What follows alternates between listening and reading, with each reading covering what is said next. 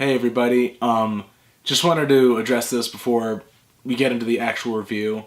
I have a bit of a cold right now, so if my voice sounds kind of terrible, that's why. But I still wanted to put this out because we got a schedule to keep, and I'm going to keep it.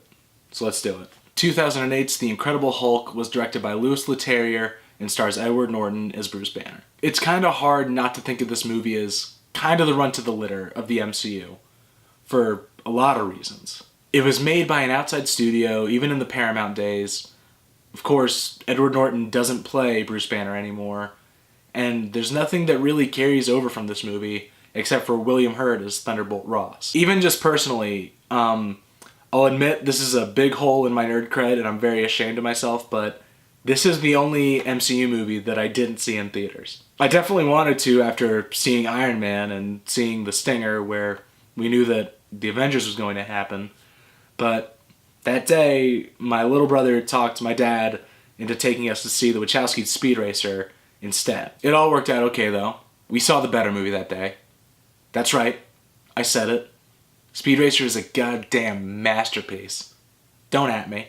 But that's a review for another day. Despite those things that make this movie feel a little bit out of place in the MCU, I still feel like there are some things to like in this movie. One of the strengths of the movie, I would say, is its acting. I think it has a really good cast for the most part, especially Edward Norton and William Hurt. I would definitely say I think William Hurt is probably the best out of them.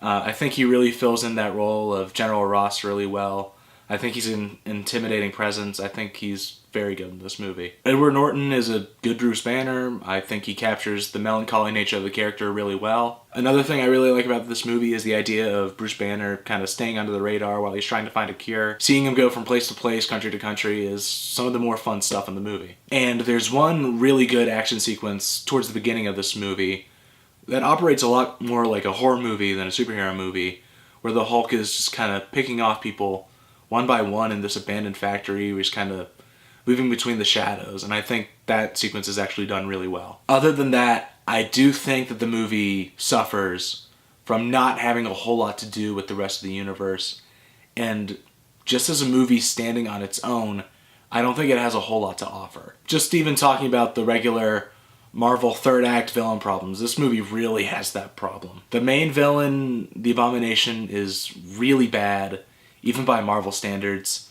He just doesn't hold any kind of weight, and it makes the showdown between the two at the end pretty dull. It's just these two big animals, basically, just beating the shit out of each other, destroying the city around them, with no real motivation or emotion behind any of it. And I feel like at this point, just two big things beating the shit out of each other just isn't enough. It's really the prime example that these movies are much better when the villain doesn't have the exact same powers as the hero. The romantic subplot between Bruce Banner and Betty Ross, played by Liv Tyler, is also pretty bad. They just don't really have any chemistry, and it ends up being pretty boring. I think at the end of the day, that's kind of this movie's biggest problem, is that for most of its runtime, it feels pretty boring. There's some fun stuff in the first and second act, but by the time you get to the third, you're just kind of worn out and don't really have any interest in what's going on. It really only scratches the surface of the Hulk as a character, and whatever they did do with him in this movie is kind of scrapped whenever they tackle the Hulk in later movies. I would have liked to have seen what Norton would have done with this character in later movies if he stayed on, but overall, I think it's for the best that we have Ruffalo as the Hulk. I give The Incredible Hulk a 2.5 out of 5. Yeah, at the end of the day, this just isn't a movie like Iron Man, Winter Soldier, Guardians of the Galaxy, or Infinity War that I'll just watch on its own.